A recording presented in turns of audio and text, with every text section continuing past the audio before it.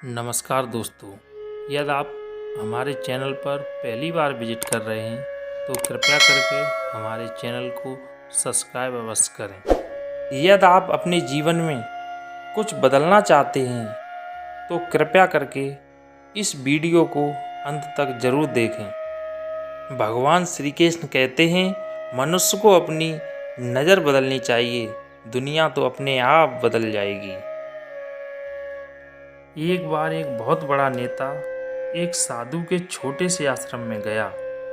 उसने साधु के बारे में बहुत सुना था, तो उसके मन में आया कि मैं एक बार जा करके देखता हूँ कि लोग उसकी इतनी तारीफ क्यों करते हैं। जब वह उस आश्रम में गया तो वहाँ पर एक छोटा सा कमरा था जहाँ एक कालीन बिछा हुआ था। वहाँ पर कुछ लोग नीचे बैठे थे और साधु जी के सामने बैठे हुए थे। कुछ सवाल जवाब चल रहा था। वह नेता उस आश्रम में आया और उस नेता के साथ 4 बॉडीगार्ड भी थे और उसकी यह आदत थी कि वह जहाँ पर भी जाता था लोग अपनी जगह से खड़े हो जाते थे और उसकी तरफ देखते थे, हाथ जोड़ते थे और सर झुकाते थे। लेकिन यहाँ पर ऐसा कुछ नहीं हुआ। साधु व्यस्त होने के कारण उसकी तरफ देखा तक भी नहीं। नेता को लगा कि यहाँ हमारी बेइज्जती है और वह इस बात से गुस्सा हो गया। नेता ने थोड़ा गुस्से से साधु की बात को बीच में ही काटते हुए कहा कि मैं आपसे कुछ कहना चाहता हूँ।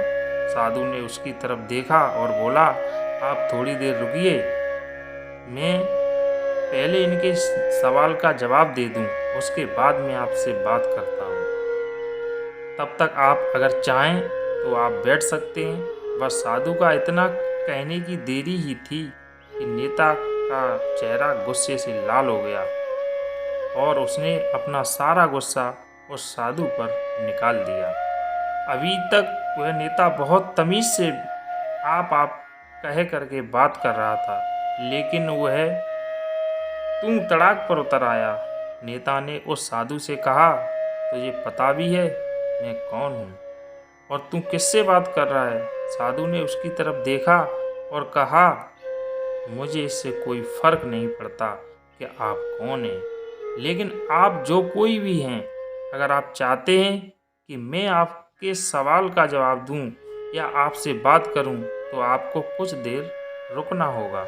और साधु के यह कहते ही नेता गुस्से से पागल हो गया और वही सबके सामने चीखने चिल्लाने लग गया, अब मैं तुझे तेरी असली औकात दिखाऊंगा। तूने मुझसे पंगा लेकर ठीक नहीं किया। तुझे पता भी है मैं तेरे बारे में क्या सोचता हूँ। साधु ने फिर से नेता की तरफ देखा और बड़े ही प्रेम से कहा कि मुझे इससे कोई फर्क नहीं पड़ता कि आप मेरे बारे में क्या सोचते हैं। आप जो चाहें वह मेरे बारे में सोच सकते हैं।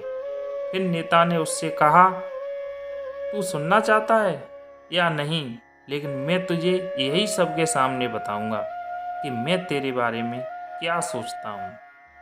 तू कोई साधु नहीं है, तू एक बहुत ही घटिया इंसान है, तू एक ढोंगी है, तू एक पाखंडी है और यहाँ पर जितने भी लोग बैठे हैं उन सबको बेवकूफ़ बना रहा है।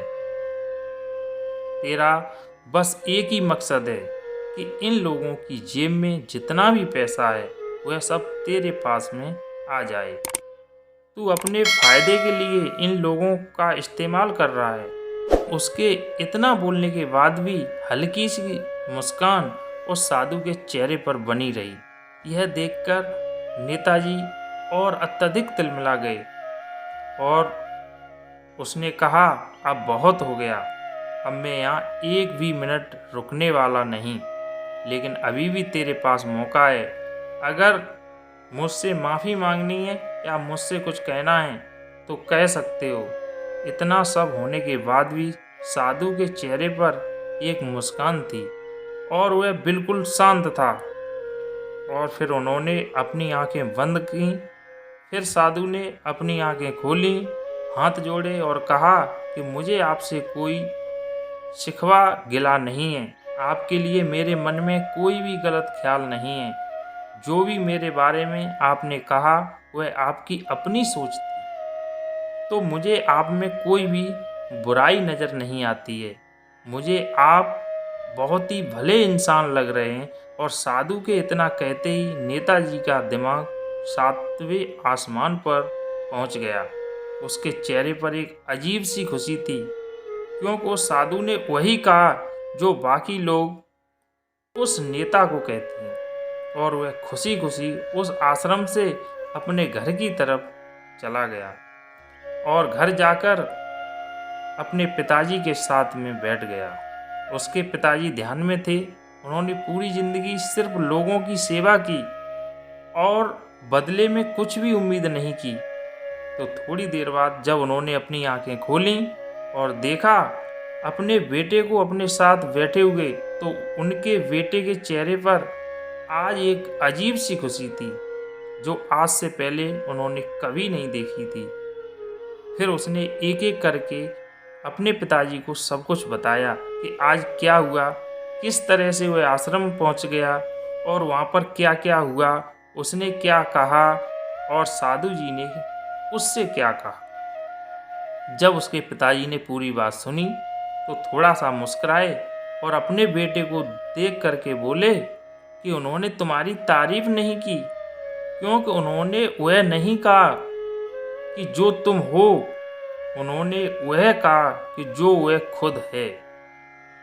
और तुमने जो भी कुछ उनको कहा वो नहीं कहा कि जो वो है, बल्कि तुमने वह कहा जो तुम खुद हो। यही बात वेदों में भी कही गई है, यथा दृष्टि तथा सृष्टि। यह दुनिया तुम्हें वैसी नहीं दिखती है जैसी यह दुनिया है, यह दुनिया वैसी दिखती है जैसे तुम खुद हो। जिसकी नज़र जैसी है उसके लिए दुनिया वैसी ही है। तो अगर तुम अपनी दुनिया को बदलना चाहते हो तो उसका सिर्फ एक ही तरीका है कि अपनी नज़रिया को बदलो, अपनी नज़र को बदलो, तभी दुनिया बदली हुई नज़र आएगी। यदि मेरे द्वारा दी गई स्टोरी आपको अच्छी लगी हो तो कृपया हमारे चैनल को like, comment, share and subscribe अवश्य करें। धन्यवाद।